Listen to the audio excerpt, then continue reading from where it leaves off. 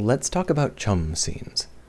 Most kinds of scenes in video games have analogs in other media, so you could study how a director of a movie might put it together and, feel out how that might work in your video game. But there is one kind of scene that really only exists in video games: the chum scene. Not chum as in friend, chum as in fish bait. You see, at some point, the audience is going to have to be informed about stuff.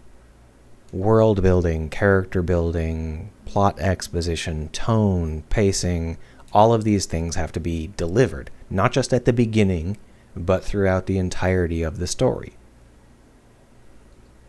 In a linear media, like movies or books, this would be done through a set of scenes that would deliver exactly what needed to be delivered in a very specific order, because that's how those media are experienced. They are linear. But not a video game. I mean, a video game can force the player into a linear sequence like this, and frequently they do, but video games can also allow the player to just kind of control themselves, walk around the map as they see fit, and talk to whoever they want to talk to. See whatever they want to see. This means that in many video games, what ends up happening is this all gets chopped up into tiny little pieces and kind of just thrown at the player willy-nilly, like chum.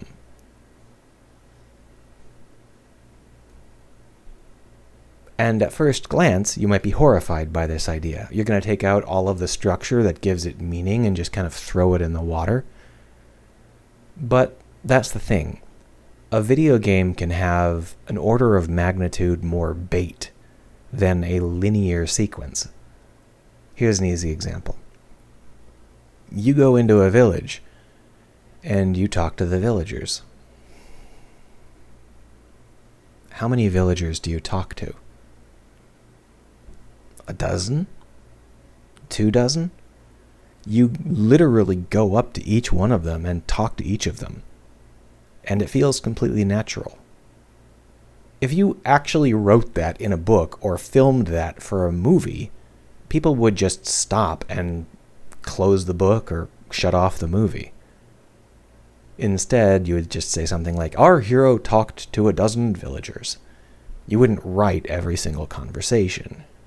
But you can in a video game. And it's not just limited to things like people you can interact with. You can have a dozen more spots of interest that the player might stumble into, a dozen more events. There are a million ways to add more bait to a video game world, and they work really well because the player is self-controlled. The player decides who to talk to and then opts into hearing their story.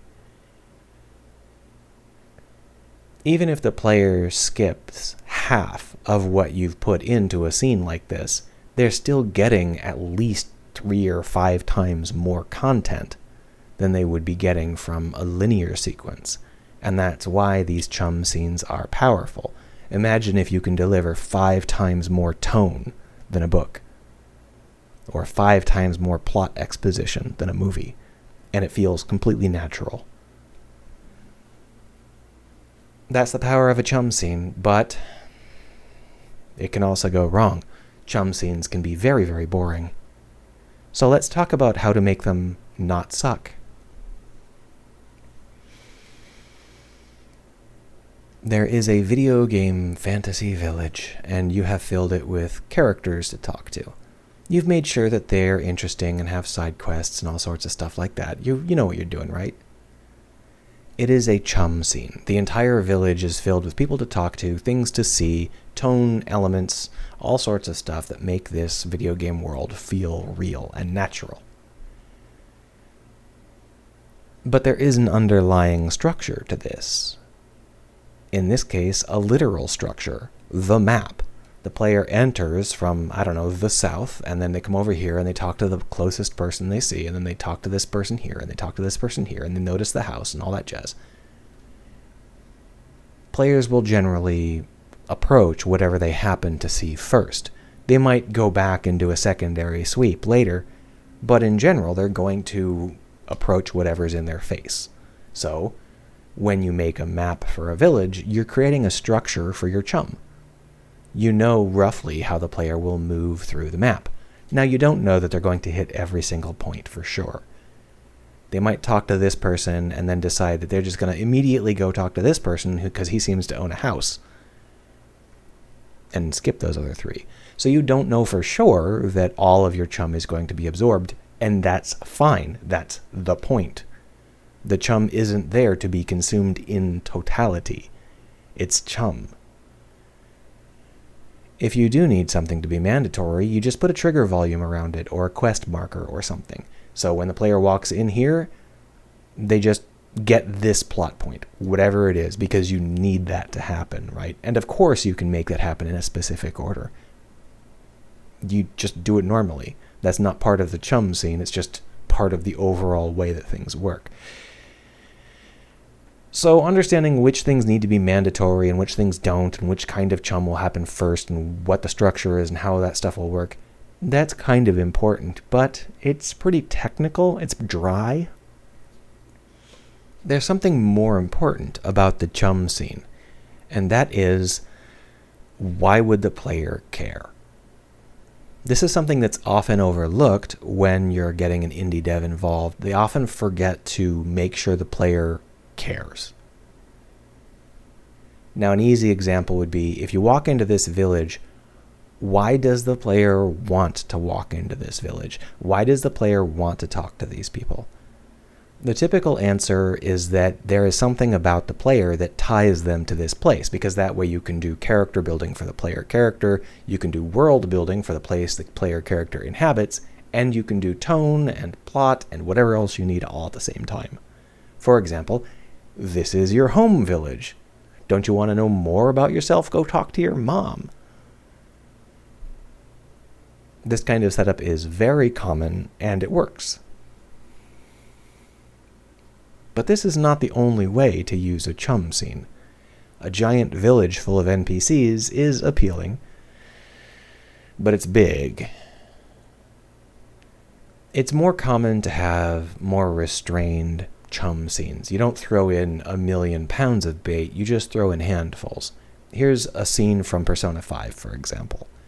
At this point in Persona 5, you and 3 of your buddies, one of which happens to be a talking cat, go out and have a buffet lunch, a really expensive hotel buffet lunch together. Now, there are a number of linear sequences here with really good character writing. Your friends kind of needle you, and you get to know a little bit more about them, and then they go and they're like, you watch the stuff, we'll get you some food, and they go and they get you a giant plate of nothing but beans. It's fun. And then you're like, well, I'm not going to eat a giant plate of beans. You watch the stuff this time. I'm going to go get myself some food, and of course I'm going to bring my talking cat. And that begins the chum sequence, where there are a number of various dishes that you can go and sample at the buffet with your talking cat.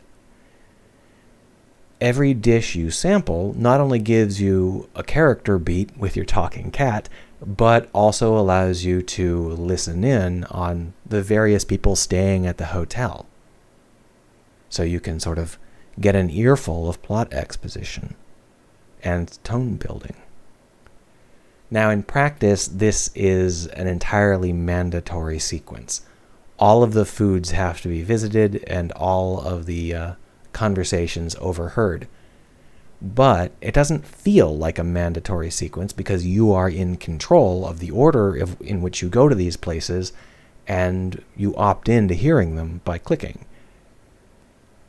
So even though it's all mandatory, it's not linear. And it still, in my mind, counts as a chum scene. We're dumping an enormous amount of character building, plot, world building, and tone on the player. And it feels completely natural, doesn't feel forced at all. And then, of course, the scene goes back to being linear and has some more funny stuff going on. This is a really powerful way to use a chum scene.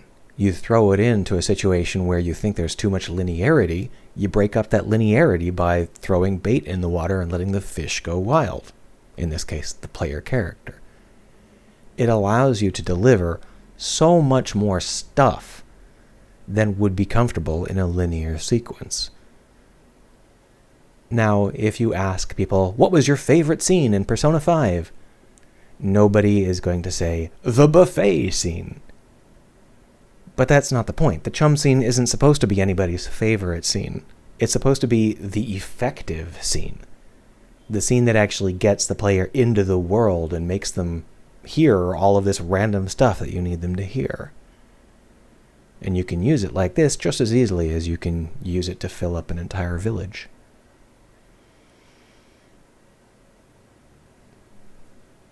Now let's talk about some gotchas. A very common gotcha is to not connect the player to the sequence. The only reason we care about this buffet scene is because we're hungry and we have a talking cat and we would like to go eat. And it's kind of a fun little sequence because your friends are already eating and they've kind of needled you about it. And you're kind of invested in this idea that, yeah, let's go get some food with our talking cat. But if you had the exact same scene and it didn't have that, it would be very boring. Because really what that boils down to is go to 5 locations and listen to some people talk. You can go to those 5 locations in any order, but you gotta go to all 5. And when you think about it, that's like the main kind of quest that you complain about in a game. You know, for example, a massively multiplayer game, you might have a quest that, go to these 5 locations and click a button. It's the most boring possible kind of quest, right? What changes it from a boring sequence of required crap into something interesting is that the player wants to do it. So let's talk about some more complicated examples. Let's say that you have a spaceship in your space game, and it now belongs to you, the hero cop. Because that's what every space game is about, being a hero cop. So you now own this spaceship, and the game is like, go explore your spaceship. It has an interior. You can go explore it. The problem is there's not a whole lot of structure to that basic commandment. Exploring the ship in and of itself is not any more interesting than exploring a deck on the space station. There's nothing inherent about the shipness that makes you care.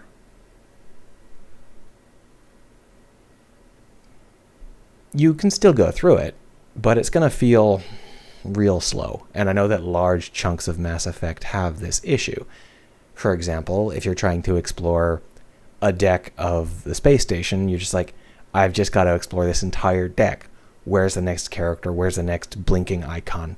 Go. Let's find it. There's really no investment there. You're doing it because it's a checklist. Can we make the player want to explore their ship? We absolutely can. There are so many ways to do this.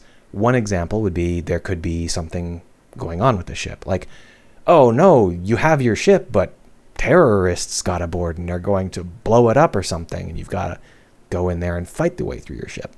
Basic stuff. Or, yeah, we want to go into your ship, but right now the ship is still undergoing prep.